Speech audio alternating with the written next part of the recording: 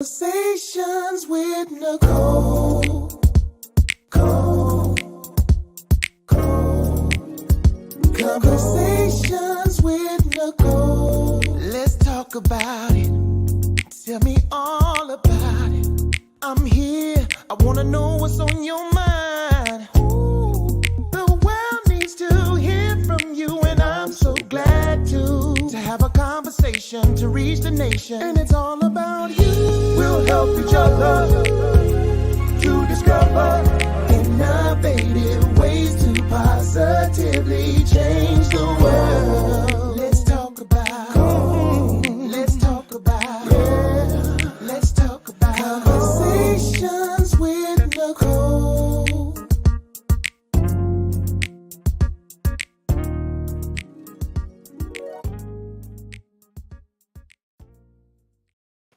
Greetings, beautiful people. Happy Wednesday. Welcome to Conversations with Nicole.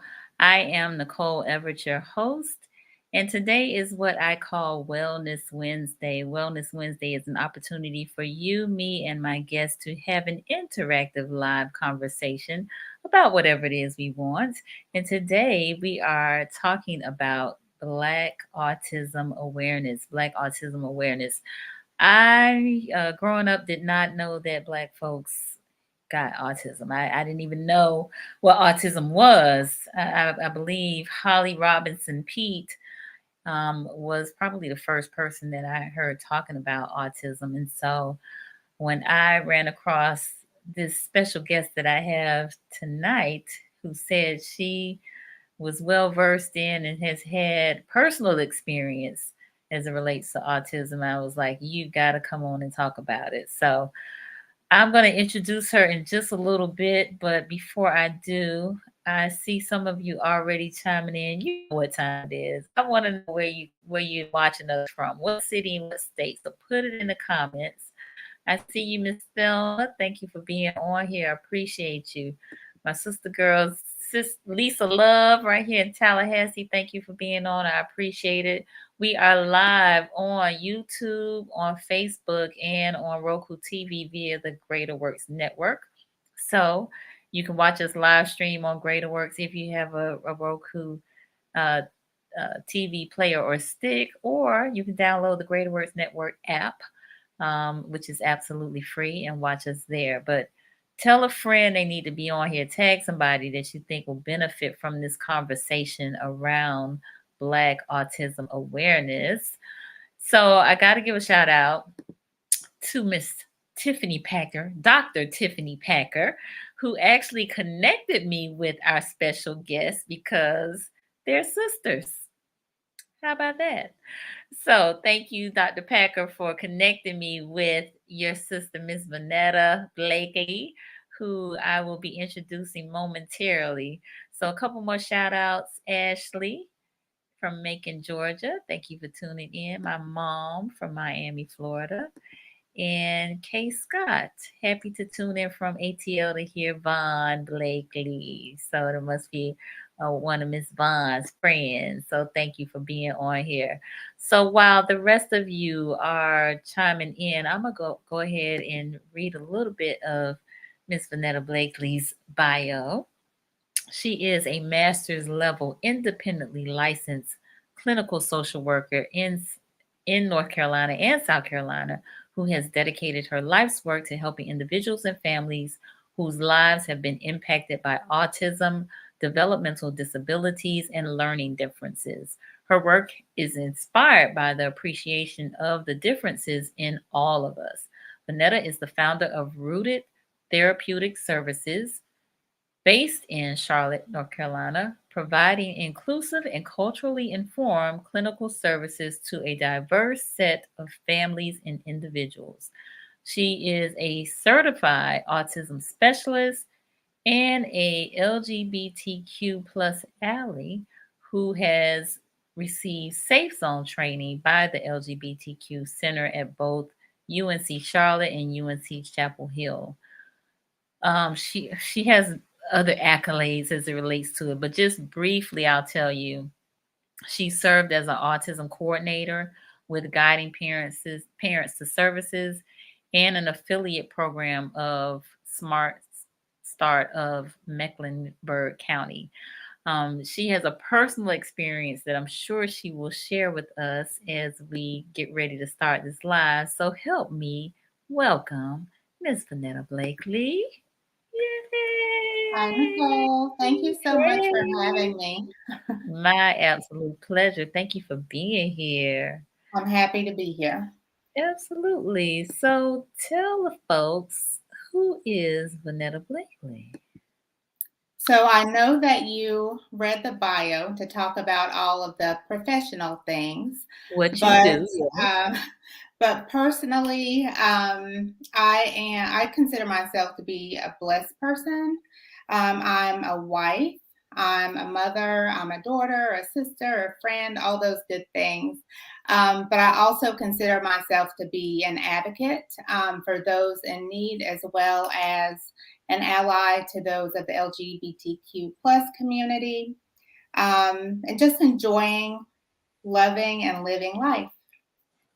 Love it, love it, love it. Well, thank you so much for being here. We have a number of people chiming in and cheering you on. So, thank you, thank you, thank you.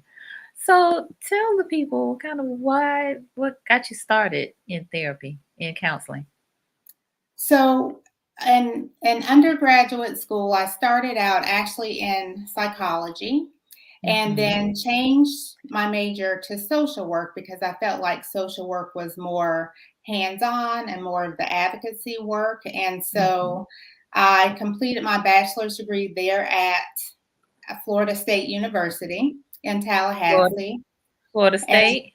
Florida State, yes. Yes. Mm-hmm. Go And Noles. so yes, go Knowles. And I know we have some Rattlers on the line. So, We do. yeah. So I left from there and just decided to further my education and attended the University of Southern Mississippi to get my master's degree in social work, and always had a genuine interest in things related to health conditions, educational situations, things like that. So when I finished graduate school, I moved to Houston, Texas, and worked in a small hospital in a suburb there where I learned a lot medically. And just I found that pace and just the things that you learn was fantastic. And so then eventually I moved to Charlotte and started working at a hospital here, which was a great experience. And then I shifted into more nonprofit work where I worked with individuals who had visual impairments. So that is where my focus was for several years. And then I gave birth to my first two children while I was at that job. The first child, things were smooth. The second child, the pregnancy and everything was smooth, but then she was born with some chromosomal abnormalities. So I took a step back away from work for a while to focus on her care. And so then I was home for several years with the two children. But then when I decided to go back to work, I really wanted to engage in a field that I was passionate about, working with individuals with disabilities. And so then at that point, I went to UNC Charlotte as their assistant director of disability services. So it was great for me as a parent to see children with disabilities who got accepted to college and went to college and took all the classes like everyone else who was accepted there without disabilities. And so just continuing my own professional growth, I decided to pursue my independent clinical licensure. And so that is what has propelled me forward into the world of working with individuals with autism, which I started with guiding parents to services in Mecklenburg County, and then had the great opportunity to shift to a full-time position working with individuals across the lifespan with with autism. And that is truly where my heart and my passion lie. I would say primarily because of my daughter is what led me to that. And I'm happy to share more about that. I just don't want, I'm happy to share as much as people want That's to know. fine. No. Yeah. I mean, that's good. You have given us a good background. So you had a personal experience because your daughter Mhm. has autism, is on the spectrum, right? She is. Yes. Okay. So Okay. she was born. So what was very interesting, Nicole, is with my daughter, my entire pregnancy was completely normal. So I went into the hospital thinking I'm about to give birth to my daughter. We'll be here for a couple of days and then we'll go home and things will carry on, like they did with my firstborn child. And Mhm. so whenever she was born, I ran into some complications, and I remember waking up and them telling me that she was born with this chromosomal abnormality. And Mm. so I was completely shocked by that diagnosis because I was not expecting that at all. So just having to make a hard shift to learn so much more about her, about what her needs would be, about her diagnosis, and how I could be of best support. One of the things that's very interesting is the hospital where she was born. At the time she was born, I was actually working there Mm. or had worked there. So I knew a lot of the people there. And so I was, I will say, not quite myself. And so there were some of my former team members who knew me well and who were just like, look, you have to get yourself together. We know that you are a very strong person. And if anybody can handle this, you can handle this. Okay. So we did many, many doctor's appointments, many therapy appointments, lived through many delays in different areas, like when you look at your child walking, talking, eating, like all of those things. Mhm. There were delays in all of those areas. So just having to be a good advocate for her Mhm. across the years. She's 17 now. So I've had Mhm. many years of personal advocacy for her. And so for me to do it with families really comes naturally for me. Mhm. And I feel very fortunate in that for me, it's not just a random family or a client that I'm working with. It's like I have walked in your shoes so I can Yeah. relate and Mhm. understand to what families are going through. Absolutely. Absolutely. Because you have definitely walked the walk. Yes. So before we go any further, I have a disclaimer that I like to read because I have a professional on the line and I don't want people to mistake our conversation for counseling or therapy. Not that we Right. don't want you to go, but that's not what this is. So Right. all topics, past, present, and future on Conversations with Nicole are for informational purposes only. They are not to be used as a diagnosis for treatment or an answer to any personal issues related to the topic being discussed before, during, or after the program. All right, so let's dive in a little deeper. So when you and I were talking about this again, because I still a little, ignorant on it or uncertain about it, but what essentially is autism? So autism is defined as a neurodevelopmental disorder Mhm. that impacts an individual usually socially, and you will a lot of times see restrictive and repetitive behaviors in those Mhm. individuals. So that is kind of the hallmark of Okay. what autism is. And even though when you look up a definition of autism and you see neurodevelopmental disorder, for Mhm. me, I really like to just consider it a neurodevelopmental difference. So just the Okay. brain has developed differently. Okay. And so this is, do we see autism primarily in children? Is this something that can develop in adulthood, or how does that kind of happen? So a lot of research shows that autism actually develops very early on. There are some researchers and studies that have been done that show that autism can be predicted even in utero. There was a study done in North Carolina that showed there was, I don't know their official titles, but some doctors, I know one man who is a psychologist and he's also a medical doctor who studied moms who already have a child with autism. So when that mom got pregnant again, the mom would participate in this study. And so they would start studying the baby in utero, and they were able to predict with 80% accuracy whether or not a child would have autism once they were born as a young child.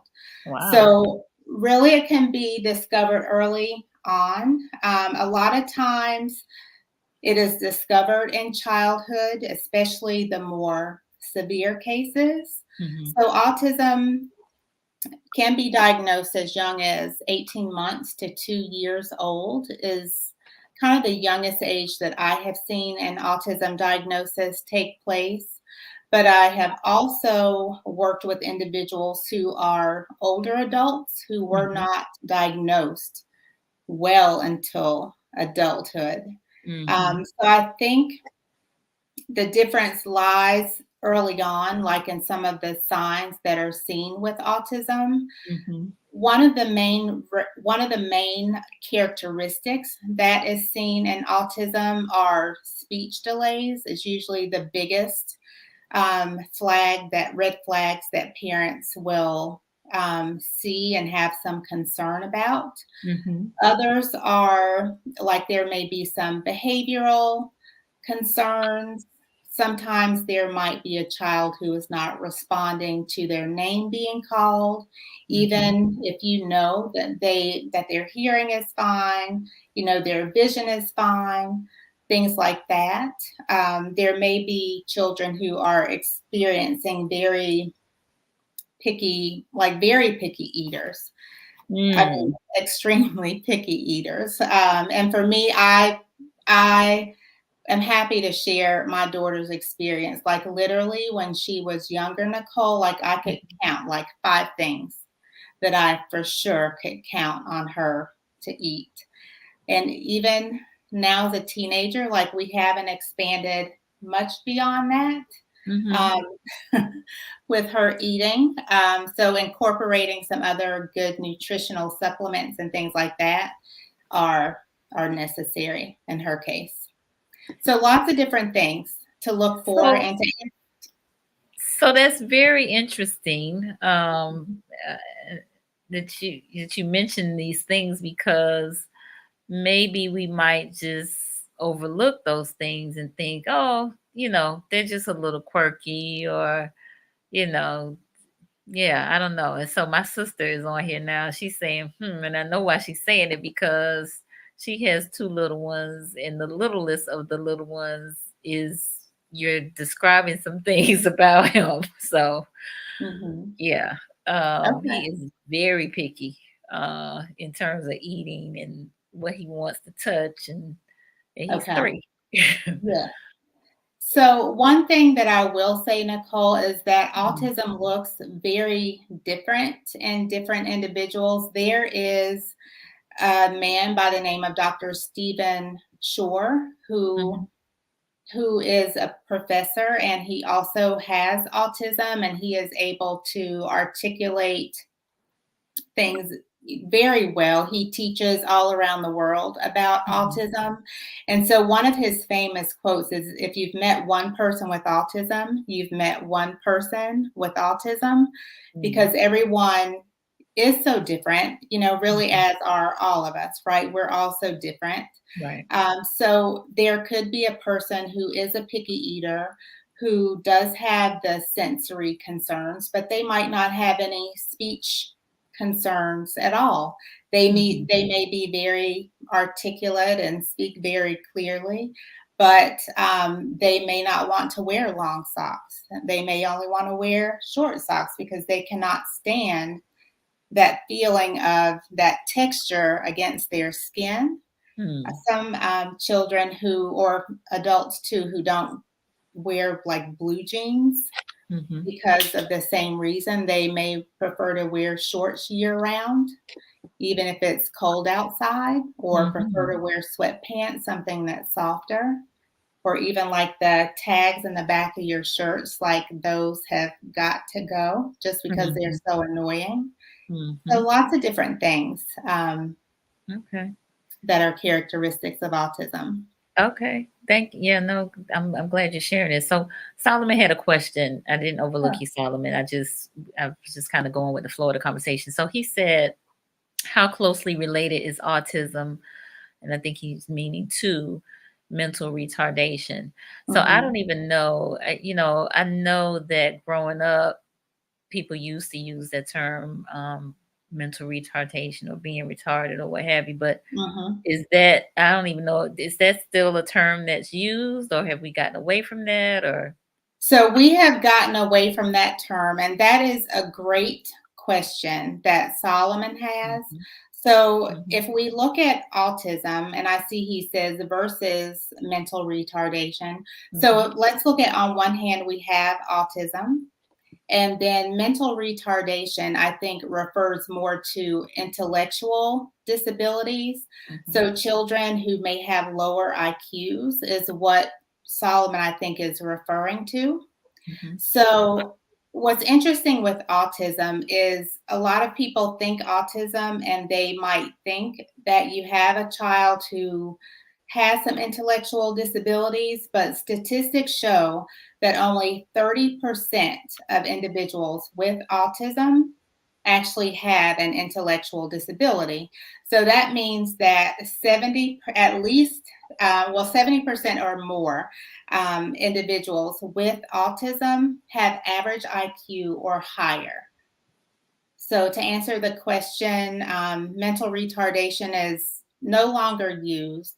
It's referred more now to as an intellectual disability. And that is something that is separate. It's a separate diagnosis from autism, but you might have a person with autism who also has an intellectual disability. Okay. Thank you for sharing that. So we got another question. Okay. And that is, what would you recommend to a family who is receiving services and feel it's not helping? So what I recommend to families, if your family or your child is receiving services that are not helping, seek someone else. I think that is so important, especially, and this is just an example that comes to mind when I think about any therapy that a child gets. So if a child is getting speech therapy and you're not seeing any progress or improvement, let's just take a step back and see, is the child like vibing or having a good connection with the therapist? Talk with the therapist about other strategies that can be used. I think whenever we're looking at finding providers who are a good fit is so important. I think even for all of us who are probably on this call, whenever we are choosing our doctors or our nail technician, whoever the person is, like, you want to go to somebody that you feel comfortable with, because that way more comes from the relationship and you're able to build more. So I find the same is true when you have an individual with autism who needs therapies, just making sure that that good connection is there and having an open line of communication so you can say, I have some concerns. I'm not really seeing any progress in this area. What do you recommend? Or if you feel like it's not a good fit, like I have met with some parents who are really shy and they know that it's not a good fit, I feel like it's time to make a shift Okay. to someone else. I mean, the same can be said for a therapist, a doctor, lots of different things. Absolutely. All Mhm. right. So folks are chiming in just saying that was a good answer in terms of what you responded to Solomon, and he said yes to answer his question. Good. So intellectual disability. Yes, I had not Yeah. heard that one, but that's Mhm. yeah, good to know. So let's talk around testing. You kind of talked around some of the main characteristics, which actually addresses the testing question to some extent. But Mhm. what are clinicians or testers are looking for when they're testing for autism, or whether or not someone is autistic? Mhm. So I have a couple of different thoughts happening at the same time. So Okay. the first one is if you have a person who has some definite concerns about autism, like you're seeing some of the things that we talked about before, please seek a professional who will do a comprehensive evaluation on your child, or even if you're an adult, please look for someone who's going to do a comprehensive evaluation. And so when I say comprehensive, like you are looking at all areas of a person's life.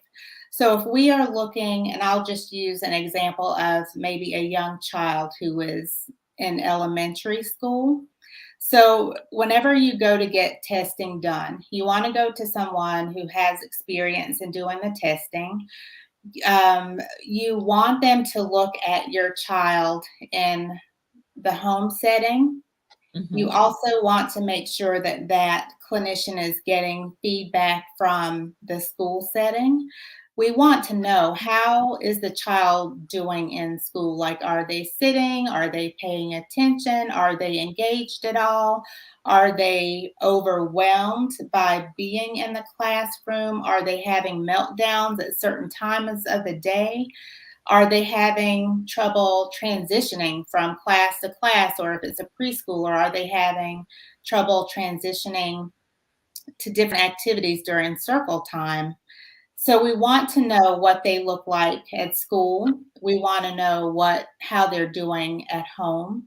Are they able to dress themselves? What's their eating like? What are their interests? So we want to know what they're doing at home. We also want to know how they're doing in the community. So if there is a child who is attending church or Sunday school or things like that, getting feedback from those individuals too. So once you go in for a comprehensive evaluation, so one of the tests that is considered like the gold standard autism test is called the ADOS, which is spelled, the acronym is ADOS. The Autism Diagnostic Observation Scale is what that stands for. So that is the main autism test that's going to be done. But depending on the age of the person, how they are functionally, will determine what other tests will be done and what other rating scales will be sent to the teachers and to the Sunday school teachers. A lot of times, grandparents will have some good input too.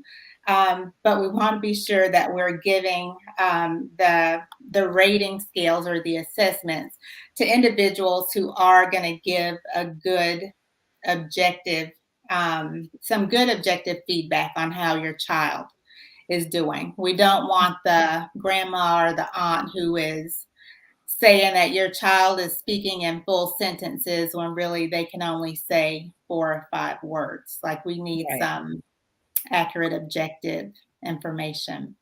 Absolutely. Mhm. No, that's really good information. And again, folks are chiming in as well. Tiffany said, thanks so much for helping to dismantle the taboo and misunderstanding around autism, especially in African American communities. So, Solomon had another question. What kind of obligation does a therapist have to be able to be honest and tell the family member of a patient that there is no help for their loved one? So Solomon, as a therapist, I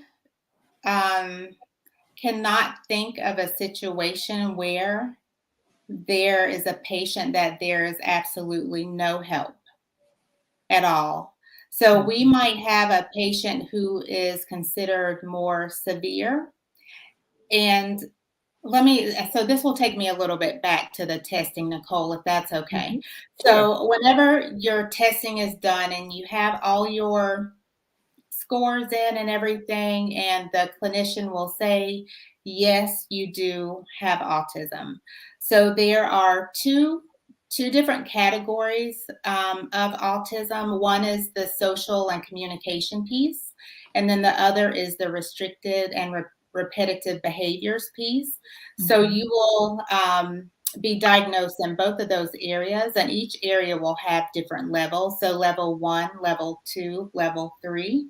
So level 1 being the least level of support that a person needs, and then level 3 used to be referred to as severe, but it is a person who it's the wording is requires very substantial support. So for individuals who require very substantial support. Those are the people that I feel like just need more intensive support. I won't say that there's no help for them at all, but Mhm. when we're looking at their intervention, we need to look at something that's going to be more in depth. So we might need to do. There is one therapy called ABA, or Applied Behavioral Analysis Therapy, that Mhm. is an intensive therapy, like literally, depending on the assessment that's done, there could be a therapist in your home like 30 hours a week who is like working on some very specific skills. Oh So wow. I as a clinician, um, just have to say that I feel like there's nobody out there that cannot be helped. So as a follow up to say this ABA, is that something that like a psychological therapist does, or is that something that like an occupational therapist does? So for ABA therapy, the applied behavioral analysis therapy, that is more intensive. So there is a very specific therapist that's called a BCBA, a board Okay. certified behavioral analyst. And the BCBA will work along with an RBT. I'm sorry, all the different acronyms. It gets to be a bit Right. much. But a registered behavioral therapist. So they work together in providing those intensive services in a client's home. If there is a school that is open to having a therapist come in, that would Mhm. be great. But most times it will happen either in the client's home, or if there is an ABA company that has a clinic, there will the child can go into the clinic, especially if it's a child that's not of school age. So maybe a child that's like 3 or 4 or under. A Mhm. clinic might be a good setting for them that has that structure. They have the opportunity to interact with other children in a group setting, especially if they haven't been exposed to preschool or any sort of school setting at all. So let me ask you this, and you may not be able to answer this, but I'm gonna just throw it out here. So Okay. in the case where there are parents that need this level of service for their children, is this something that health insurance typically takes care of, or are these expenses that the parents would be responsible for? So usually health insurance will cover it. Okay. And please forgive me because there was an act that was signed into law that Hmm. required insurance companies to cover specific autism therapies. Really? So because of that, most insurance companies will cover the therapies. Now, in the case of ABA, and really any therapy, when you think about it, speech, occupational therapy, any of those, you Mhm. have to track a child's progress to show that they still, number one, that they are benefiting from the service, but they also still need additional services. So most of the times those are covered by insurance companies. Mhm. And a lot of times there are great organizations out there that offer grants to fill in any financial gaps, Mm. especially for families who have very high deductibles. Gotcha. Okay. Mhm. Good to know. Good to know.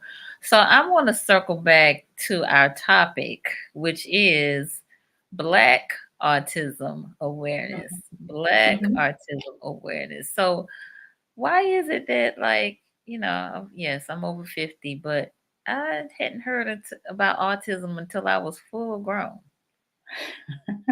And I'm not Okay. talking about like being 21. I mean, like in my 30s, 40s before I heard of autism. Right.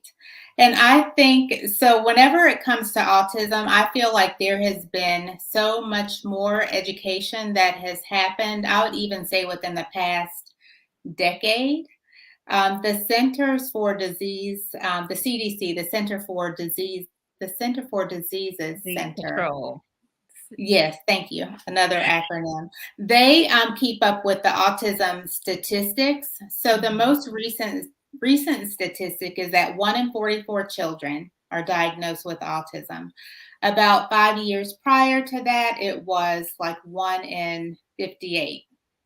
Mm. So I feel like as time goes on and more people learn about autism and they know what to look for, then they tend to learn more. And I would say that that is true specifically for Black families, Nicole. Mhm. Mhm. When I was reading up on that and I was looking, trying to figure out like what the statistics are, and what I found was that Black children tend to be diagnosed later Mm. than their white counterparts. So, in the research that I did, it showed that most white children are diagnosed between the ages of 2 and 3, whereas most Black children are diagnosed around the age of 5.5. But by 8 years old, um, they were pretty much on par and even with each other. So, why is that gap early on? So, some articles that I read talked about some parents who did express a concern, like to their child's pediatrician, and for whatever reason, it was not addressed. Sometimes socioeconomic status and just access to medical care had an impact. And then also just the stigma of it. Like there might be a parent who notices some delays, but they really hesitate because they don't want their child to have this label or this diagnosis attached to them, or there might be some embarrassment associated with that. So I think once related to that, whenever you have a person who, you see signs and symptoms of things and you just wait, or you talk to somebody and they're like, oh, he's probably gonna outgrow that. Our cousin didn't start talking till he was 5, so it's probably gonna be the same case. So just wait and see. So taking that wait and see approach, I think sometimes causes that delay too. So what I encourage families to do is, even if your child is, let's say, a 2-year-old, and you're seeing some speech delays, please reach out to your county early intervention department to have an assessment done. They can start to do some interventions with your child without having a formal diagnosis of autism, if that's what your concern is that you don't want your child to have this label yet.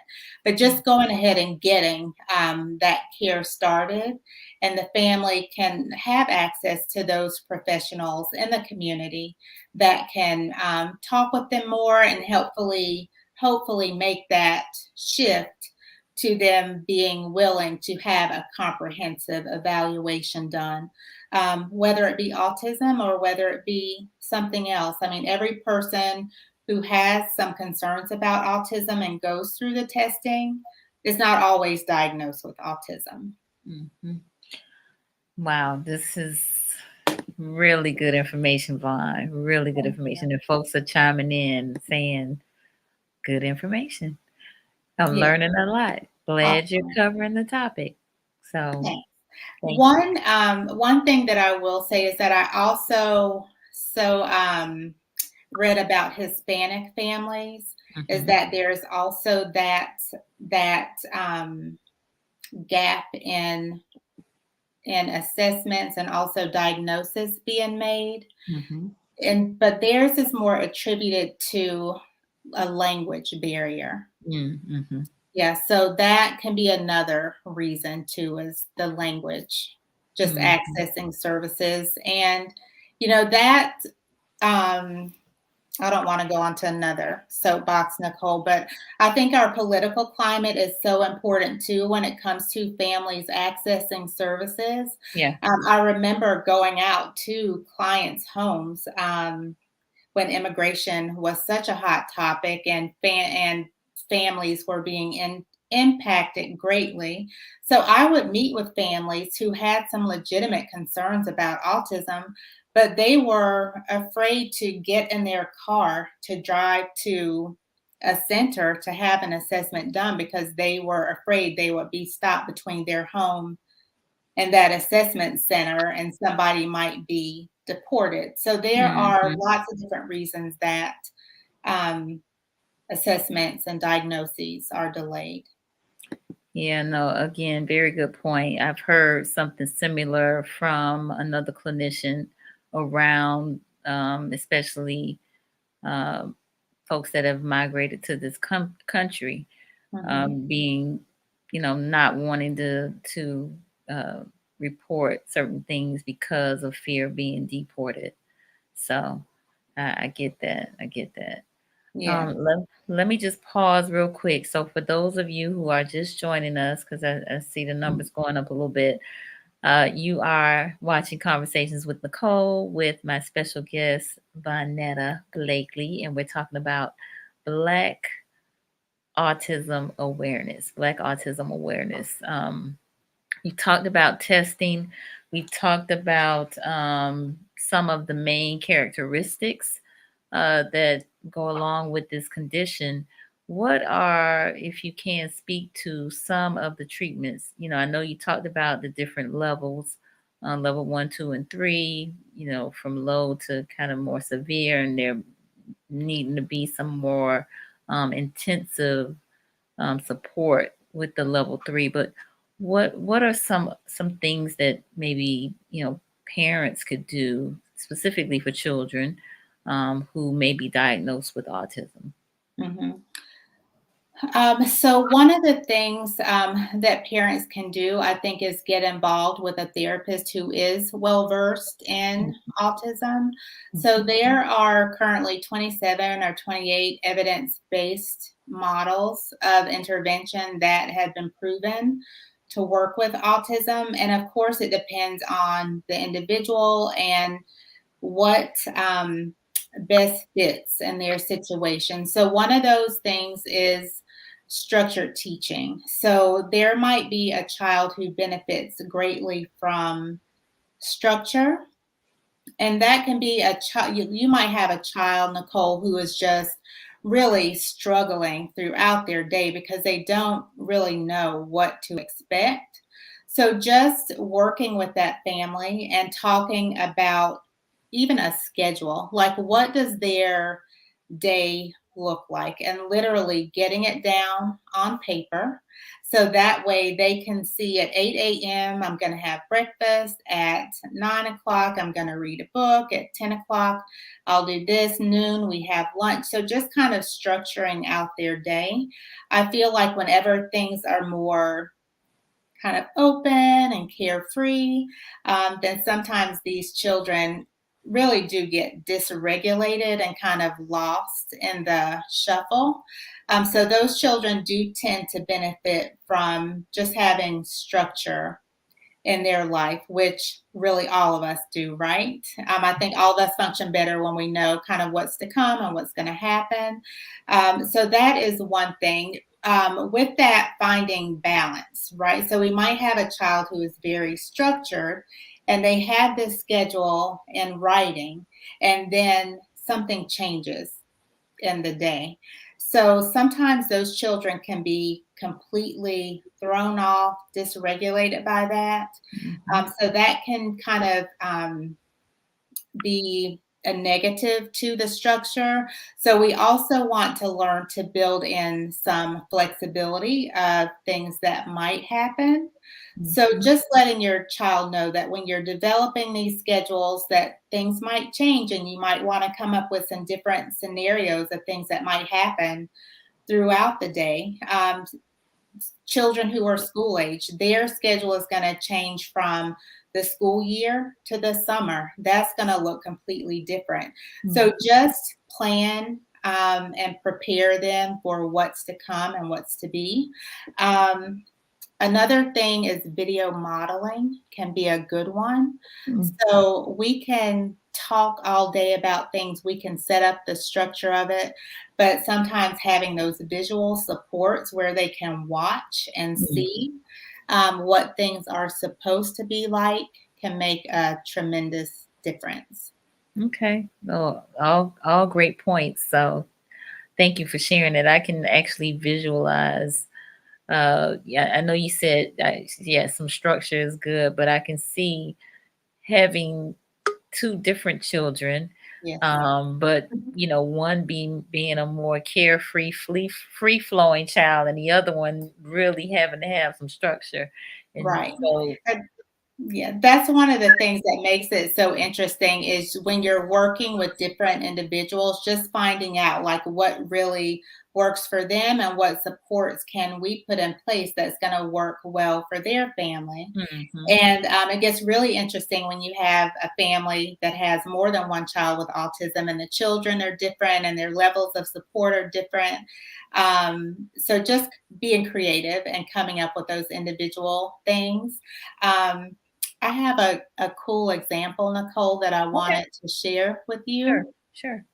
Is for this can be for parents, this can be for teachers, and just giving some very concrete instructions can be so important. I went to a training one time and we talked about the importance of making your instructions so concrete that everything you tell your child or your student can be drawn out, like you can draw a picture of it. So many times in classrooms or in the grocery store or at home, we tell our children, sit down and behave. I'm going to need you to be good when we go in this store. It's like, if you think about drawing that out, how do you draw out behave? I can't really put that into a picture. So when we're talking with our children and giving them some instructions, just make it as clear and concrete as you can. So if it's a teacher who's saying you need to behave in the classroom, let's give them some instruction like, I need you to sit in your chair. I need you to have your book on your desk. I need you to have your pencil. I need you to be facing the front of the class. So just some very specific, concrete things so they could draw out themselves sitting in a chair. They could draw their book on their desk and having their pencil there. So that's one point that I wanted to make that's so important, which is keeping it concrete. No, really, really, really good information. And I'm glad you said that because I go to a kindergarten class every week and read. And sometimes I have to be really careful about the things that I say because they take what you say so literal. Yes. Because they're trying to understand and it's language and so on and so forth. So yes, I totally get that. Totally. Yes. So we did have a question from the history consultants. Okay. Our doctor empathetically communicates that there is no link between, I'm sorry, emphatically, not Yeah. empathetically, emphatically communicates there is no link between autism and vaccines, while so many others claim their babies were normal beforehand. What do you say to those who believe in such a link? So this is such a great question. Mhm. And um, so many thoughts around this question. So this is a great question because there was this theory that there was a link between vaccinations and autism. And I have met with moms who firmly believe, no matter what I tell them, that there's no link, who say, yes, my child was totally fine, developmentally fine, was speaking in sentences, was walking, talking, everything was on track. Social, playing, like all of the things. And so they will tell me that once my child had the vaccine, they started to see that decline. So I personally am not going to argue with that. And honestly, Nicole, whenever that theory first came out, and at that point, I had my daughter who had, these different diagnoses. And then I had my younger son. And so I'm thinking, okay, if vaccinations cause autism, like, should I have him vaccinated? Which led me to have a very heart to heart, open communication with his pediatrician.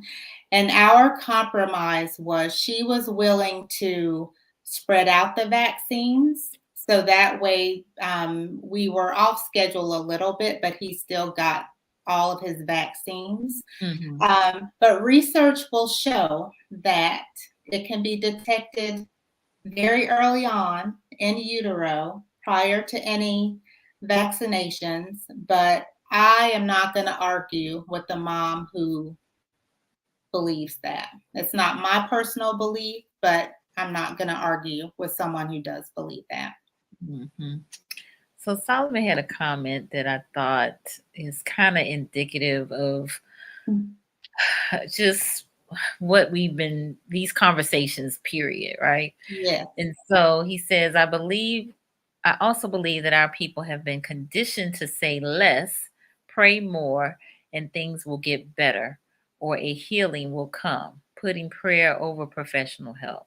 And so I think Solomon has been on here many times before and knows that I believe that faith and science can coexist, right?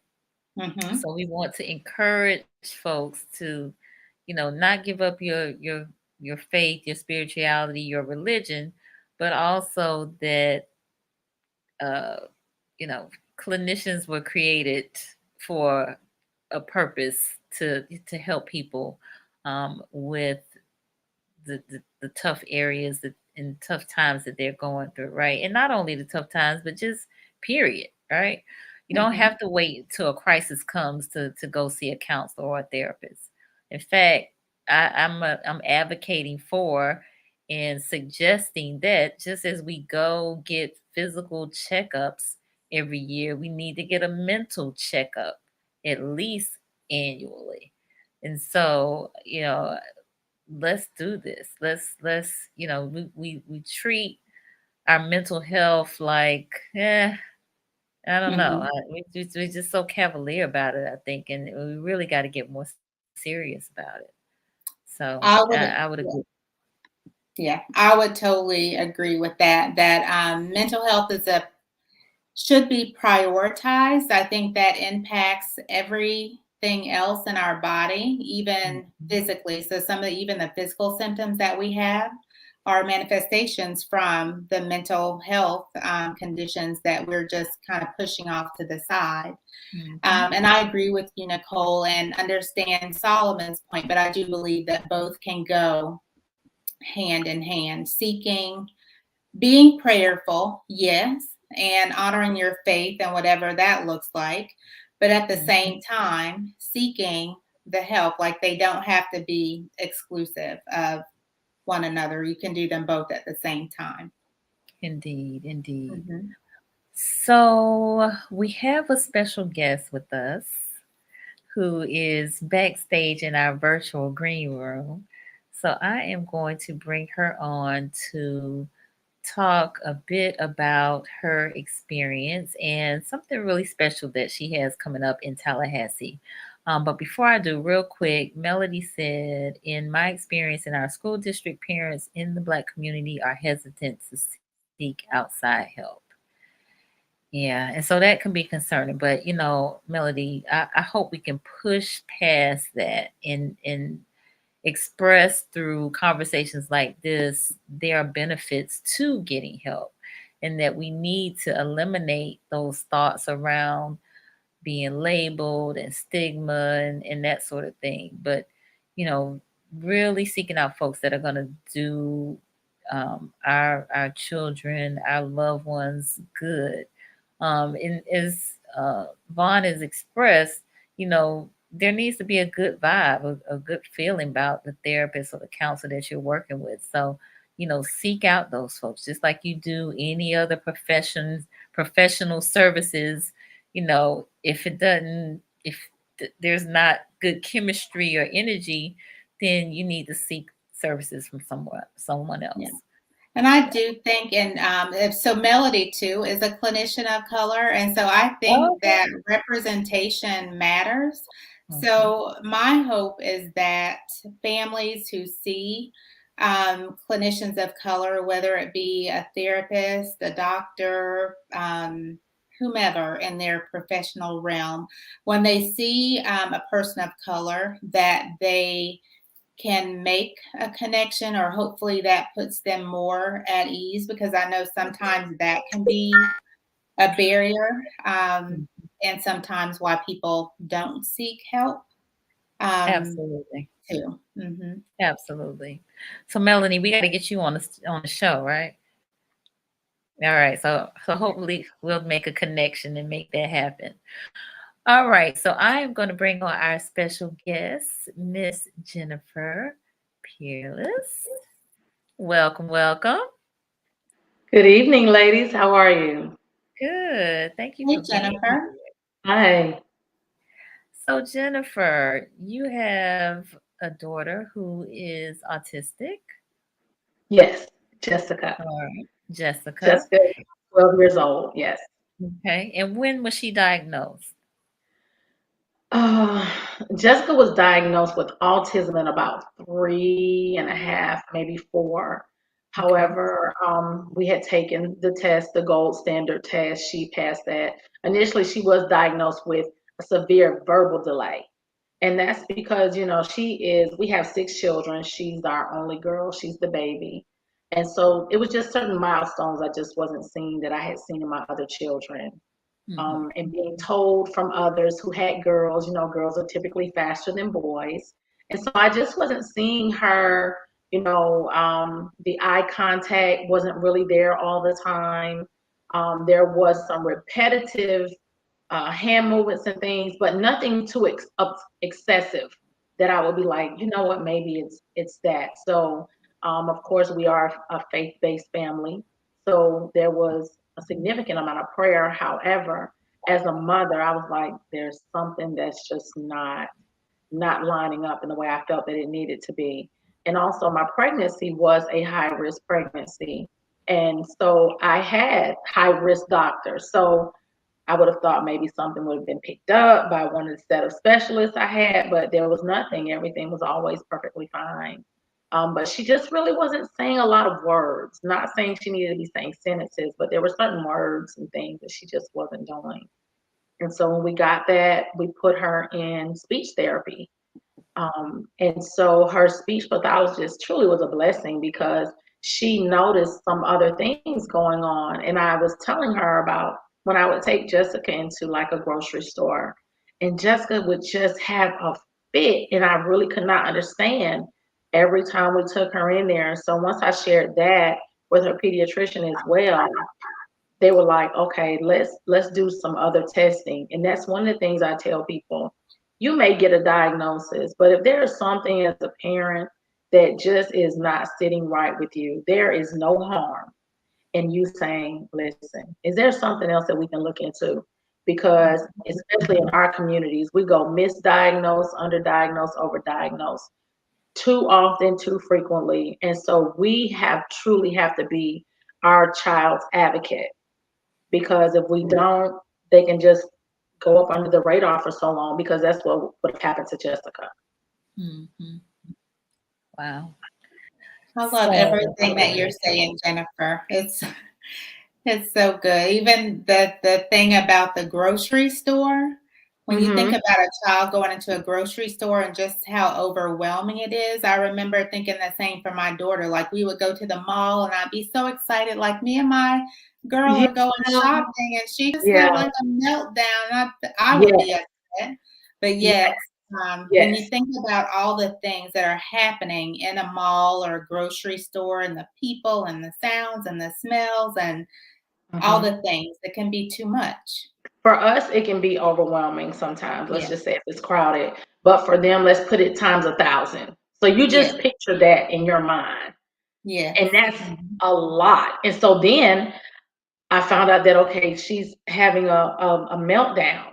And I didn't really understand. And then two, I was just having this discussion with her speech pathologist today, that we have to be very careful in, we want to be honest with those that we love if we see something going on with their children, but everyone is very protective of their children. However, one thing that has truly blessed us is that we have a village of people that truly love us, that have been encouraging, been supportive, because in a truly transparent moment right now, this was not easy for me at all when she was diagnosed.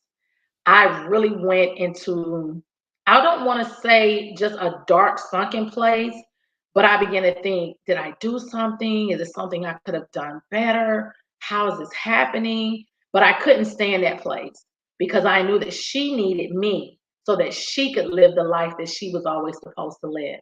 And it didn't mean that she was less, it just meant that she learned differently. And so it was my job to make sure that we learned the way that was going to be conducive to what she needed. And we made those adjustments. And, I don't know if I caught some of the things you guys were talking about earlier, but this really took a toll on our family, including her brothers, because there were adjustments and sacrifices that we all had to make. There was no extracurricular sports for them, because mommy and daddy had to make sure she was getting to her therapies, because we were aggressive with the therapies, from speech, occupational, behavioral, physical therapy, right on it. Because truthfully, when we got the diagnosis, I felt like we were just kind of thrown out there in the deep end and kind of go for what you know. I did a lot of research, and I knew that Florida was not one of the best states for families with autism. They've come a long ways.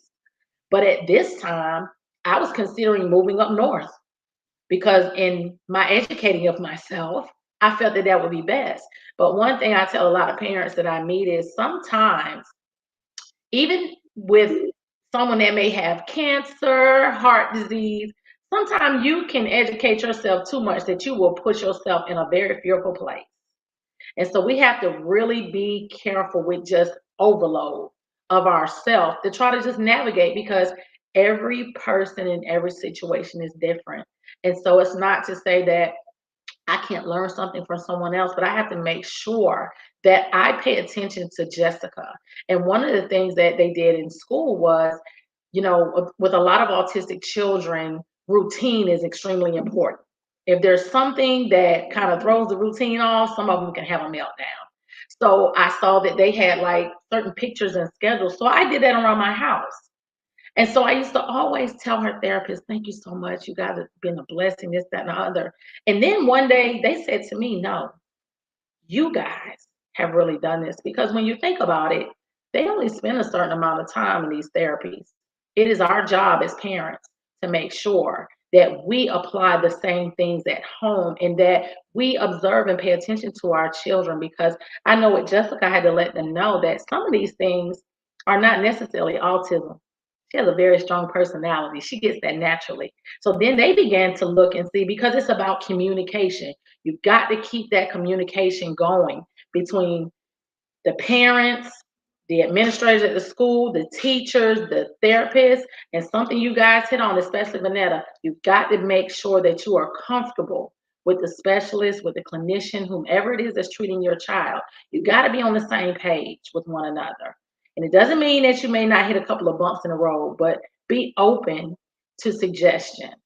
And for us, Jessica was nonverbal, but now Jessica is a social butterfly. She is truly thriving. I do believe it is because we did make sure that we applied our faith along with medicine.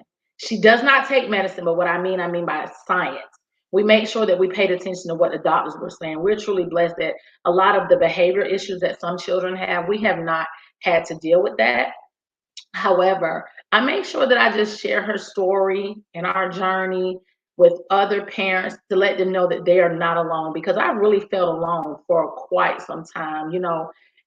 Even sometimes a parent may feel a level of shame, or embarrassment, but there's nothing to be embarrassed about. I believe that every child is beautiful. Every way that they learn is beautiful. It's just beauty in the journey of discovering what it is. And for us, it truly has been a blessing. Wow. Very well said. Very well said. So, as a result of your journey, you Mhm. have created a nonprofit organization, Yes. right? So, tell us about that and what you have coming up. Okay, Jessica's Journey is the name of the nonprofit that we put together. And it's because we've seen so many people that have observed, witnessed, or been a part of her journey. And they're all like, Jen, you got to share Jessica's story. Jessica is just truly a miracle walking. And so it was just more so to give some insight, some encouragement, and hope to other families. And so we used to do the walk at Florida State University along with Autism Speaks. And we did that for a number of years. And then when the pandemic came, they had to, put it on hold, trying to make sure that they kept everyone safe. And so last year, I decided that there was not another year that we were going to allow this to go by and not do something to bring awareness to autism during the awareness month, which is April. And so my husband, myself, and my family got together and we put a walk on down at Lake Ella here in Tallahassee, Florida. And it was beautiful to just see everyone come out and support. Everyone had on their t-shirts or their blue. And we walked to bring awareness. And it was really a great thing because it was encouraging not only to my daughter, but other families. There were some families that were just enjoying a day out there at the park, saw what we had going on as if they could take part. And we began to share stories. I think that's one of the biggest things we need to do. We need to share our stories, share our testimonies to give hope to others that this is not the end all to be all. It truly is not. It truly is a journey. And it doesn't mean that it isn't tough sometimes, hard moments. I've cried many a nights because sometimes you want to be able to do certain things for your baby. You want to be able to fix it all. But I've learned a lot of patience. I've also learned to be able to reach out for help and to go and look for what it is that I need for me and my daughter.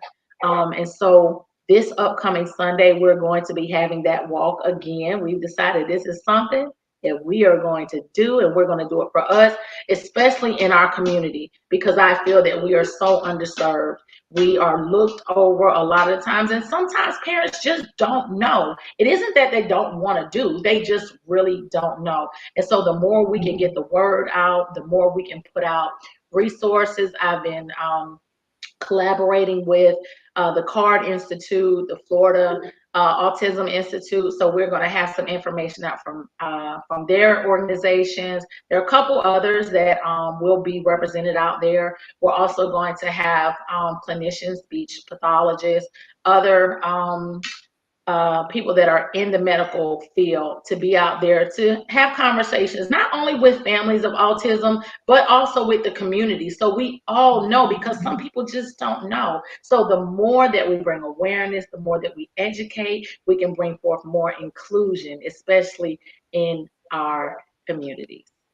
So that will be Sunday from 3 to 5 at Lake Ella.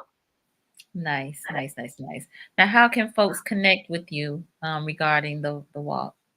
Right now, they can reach out to me. I am on Facebook. We are currently, the website is under construction. We're hoping that that is going to be up on Friday. But aside from that, they can reach out to me that way. They can inbox me. I'll get the information out to them. And once we go live, I'm going to make sure we put the word out, because this is something I've been kind of teetering on for a little bit. But then finally I said, no, I owe it to Jessica and so many other families like ours that really need this safe space to share, to be vulnerable, and just for our kids to flourish in who they are and what they have to offer to society, because they have a lot to offer as well. Awesome, awesome, awesome. I am attempting to type in your information in the context, so hopefully folks can reach out to you if they so desire to get involved. So again, that's this Sunday, the 24th, 3 to 5 at Lake Ella. That is correct. And Vonetta, when I tell you, you gave me some nuggets tonight, I really appreciate everything that you said tonight. I'm going to take that and make sure that I share that as well. And Jennifer, you have been an inspiration too, just hearing your story and your journey. And I can relate to like the nights that you're crying and just things that you deal with that others don't necessarily get. It is nice to connect with other parents. So I applaud you and commend you highly on creating this walk for Jessica's journey. And I'm sitting here in my mind like, oh, I can't make it this Sunday, but if she does it next year. Oh, most definitely. I'll be sure to reach out to you, because this is something that I don't just want us to do something in April, because this is every day of our lives. I believe that there are parents that need something like this, just a little push. Maybe, I don't know which month in the year we'll do it, but I want to make sure that we take this up a level every time we do. It's been work, because we have so many other things going on, but I feel like this is something that the Lord has led me to. I do believe that He's allowed us to be on this journey for a reason. It's bigger than us. And so with that being said, I just have to do what I have to do. And I'm happy that He has been aligning me with people to help us to really get the information out and to do what it is that we need to do for each other. Awesome. So it's called Our Walk for Autism. So because it's our walk, yeah. Okay. Good deal. No, thank you so much, Jennifer, for sharing that information.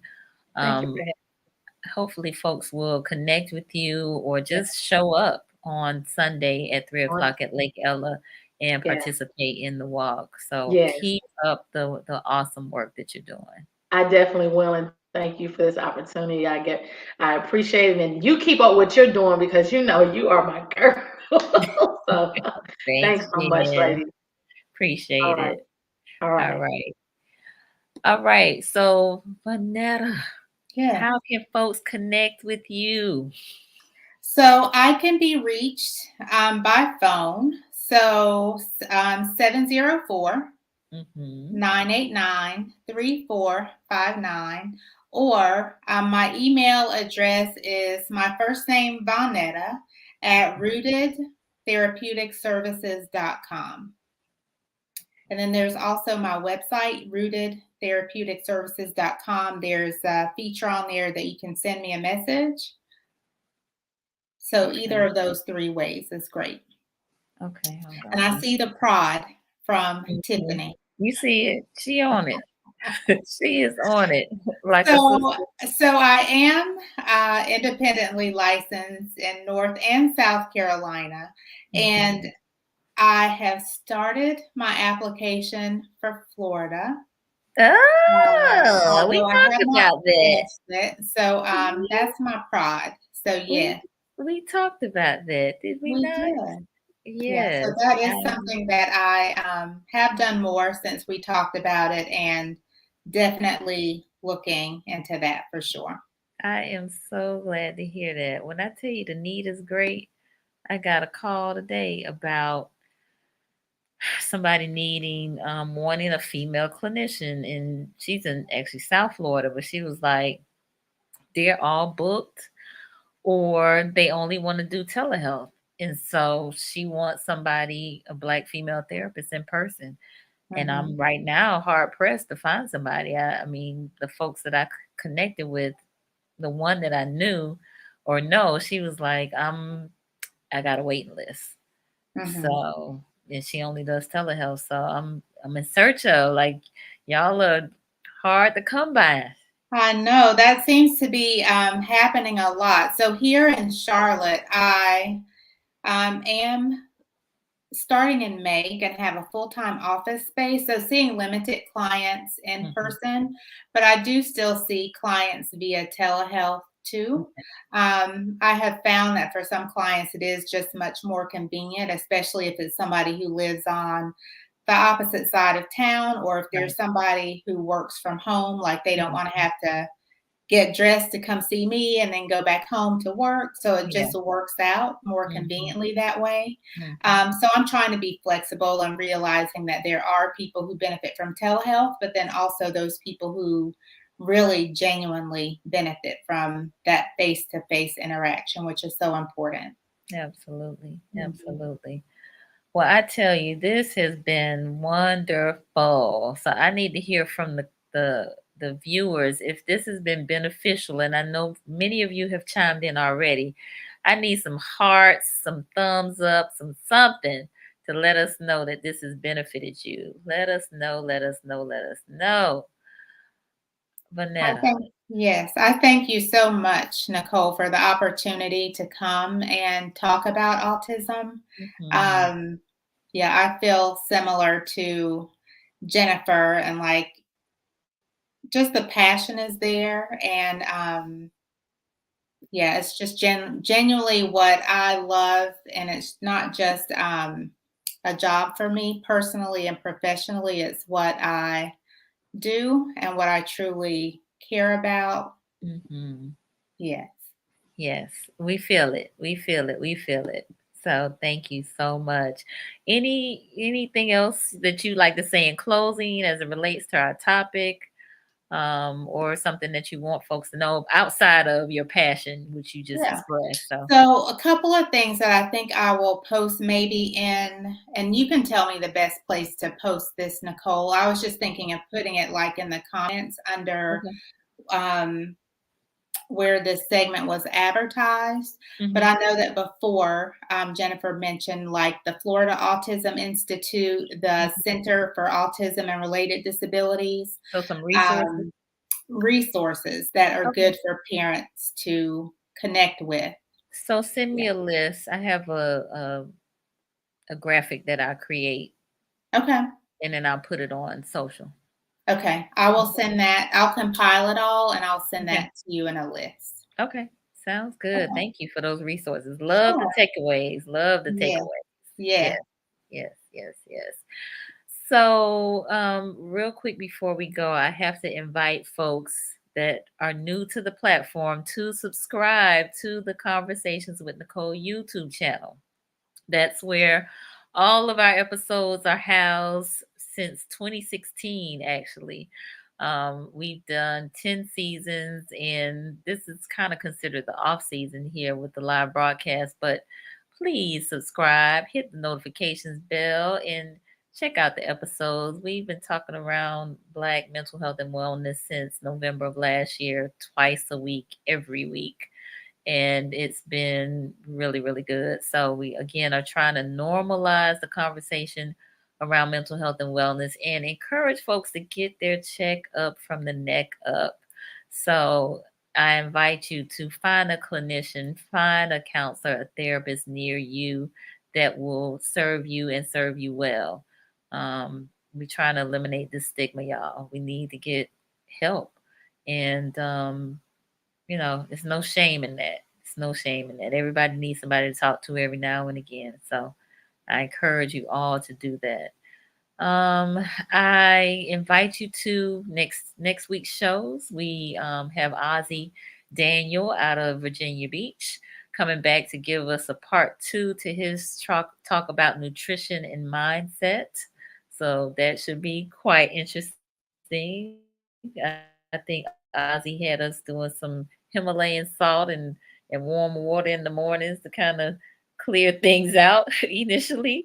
And then on the following Wednesday, we have Kamisha Brewer Dickerson Thought Life Confessions next Wednesday. So should be interesting there too. Always an interesting time here on Conversations with Nicole as we have this dialogue and these conversations. So at any rate, I want to thank you once again, Vonetta, for being my special guest, and to my sister Tiffany. Thank you for connecting me with your sister. I'm a adopter if it's all right with you. Uh, I'll 'cause she's share. okay, wonderful. She's because you're just so sweet, Vanetta. I appreciate you so much.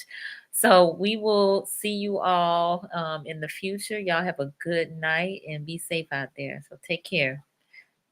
Peace.